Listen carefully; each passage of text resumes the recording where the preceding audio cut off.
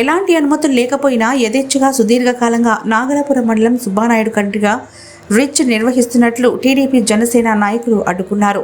అరుణ నది నుంచి ఇసుక తరలిస్తున్న వాహనాలను అడ్డుకున్న ఆందోళనకారులు ఇసుక పూర్తిగా దించి వాహనాలను పోలీస్ స్టేషన్కు తరలించి కేసు కట్టాలంటూ పట్టుబడిన ఆందోళనకారులు 2 హిటాచీలు 2 టిప్పర్లు 17 ట్రాక్టర్లు నిర్బంధించిన ఆందోళనకారులు నిస్సహాయ స్థితిలో పోలీసులు రెవెన్యూ అధికారులు. దాసు హేమకుమార్ జనసేన పార్టీ జిల్లా సెక్రటరీ సత్యవేడు నియోజకవర్గం.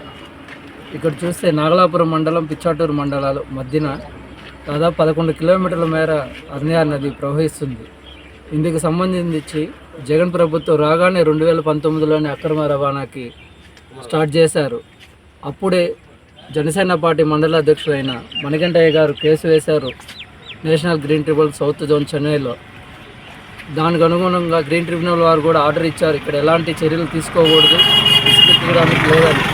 అయినప్పటికీ కూడా అప్పటి నుంచి ఇప్పటి వరకు కొన్ని కోట్లు, దాదాపు 1500 కోట్ల రూపాయల పైన ఇసుకలు ఇక్కడ నుంచి అక్రమంగా తరలించారు. ఇన్ని రోజులుగా అక్రమాలు జరుగుతున్న ఏ రోజు నోరు మెదపని ఈ సత్యవేడు నియోజకవర్గ ఎమ్మెల్యే ఆదిమూలం ఈరోజు ఎంపీ టికెట్ ఇచ్చారు. అక్కడ ఓడిపోతామనే ఒకే భయం కారణం చేత నేను నిలబడను, చేసిందంతా పెద్దరెడ్డే అనేసి ఆయనపై నెట్టడానికి చూస్తున్నాడు. ఇన్ని రోజులు తినేసి నేను చిత్తశుద్ధి ఉంటుంటే, నిజంగా ప్రజల పరీక్షను పోరాడి ఉంటే, ఏ రోజైతే 2019లో అక్రమ ఇసుక రవాణా స్టార్ట్ చేశారో ఆ రోజు నువ్వు ఖండించుంటే నిజంగా చిత్తశుద్ధి ఉంది, నీకు ప్రజల పక్ష పోరాడుతున్నామని నమ్మచ్చు. ఈరోజు ఎలక్షన్ దగ్గర వచ్చి ఇన్ని నాటకాలు చేసి ఒకరిపైన ఒకరు చాటు చెప్పుకోవడం తప్పించి రైతులకు కానీ ప్రజలకు కానీ ఏ రకంగా కూడా మంచి చేసిన ప్రభుత్వం కాదు ఈ వైఎస్ఆర్సీపీ.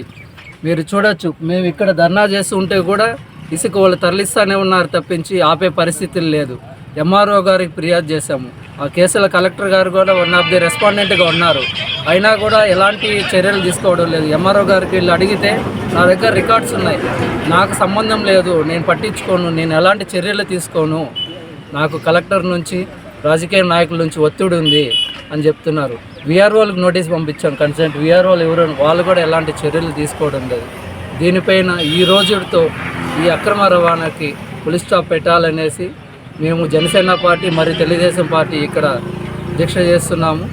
ఈరోజు 1 గంటల లోపల వచ్చి ఎంఆర్ఓ గారిని రేపటి నుంచి ఎలాంటి ఇసుక అక్రమ రవాణా జరగకుండా చర్యలు తీసుకోవాలనేసి తెలియజేస్తున్నాము. కానీ వాళ్ళు ఇంతవరకు ఎవరు రాలేదు. పోలీసు వారు వచ్చి ఏం చేస్తున్నారు కనుక్కొని పోలీసు వారు వెళ్ళిపోయారు తప్పించి ఇక్కడ అక్రమ రవాణా చేస్తున్న వాళ్ళపైన ఎలాంటి చర్యలు తీసుకోలేదు.